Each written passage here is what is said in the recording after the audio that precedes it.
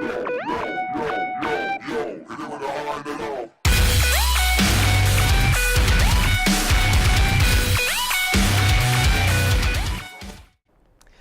and welcome to On the Air, your #1 show for reviews on your favorite and least favorite TV shows. I'm Brandon Britt, and I'm the host because it's my birthday.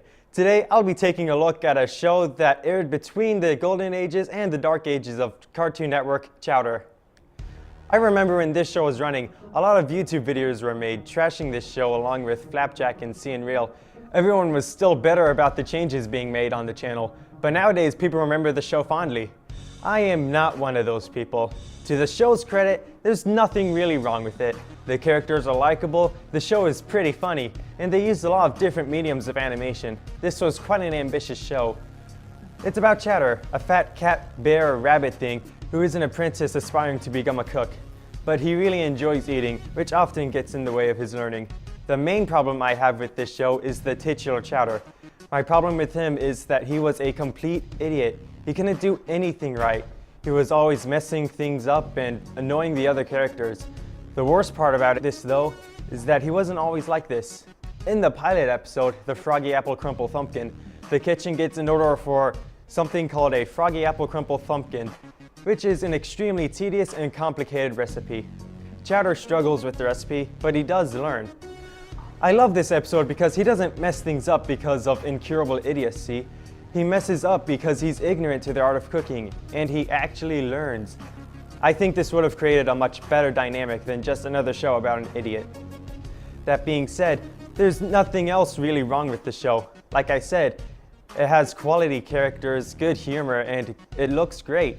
Besides Chowder, there's Mung Dal, Chowder's master. He's not the sharpest tool in the shed, but he's still a pretty decent cook. He's married to Truffles, a short-tempered fairy that everyone fears. Schnitzel is a rock thing that works for Mung Dal. His vocabulary is limited to rada rada, and he often gets annoyed by Chowder.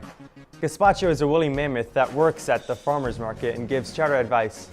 And then there's Panini, who has a crush on Chowder, which he doesn't return.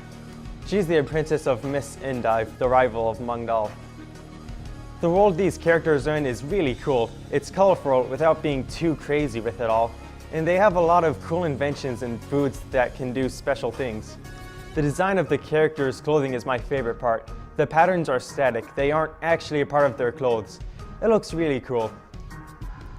Each episode they'd have a cutaway where they changed the animation from 2D to stop motion. This show did a lot of things that were pretty new for its time. This show was very experimental with what it did, and it did it all pretty well. It probably got screwed over with its time of airing, cutting its run short. Although there was nothing wrong with it, I didn't really like the show due to their characterization of Chowder. But that's really just a personal gripe. You should definitely give it a shot. That's all for this week. We'll see you next time.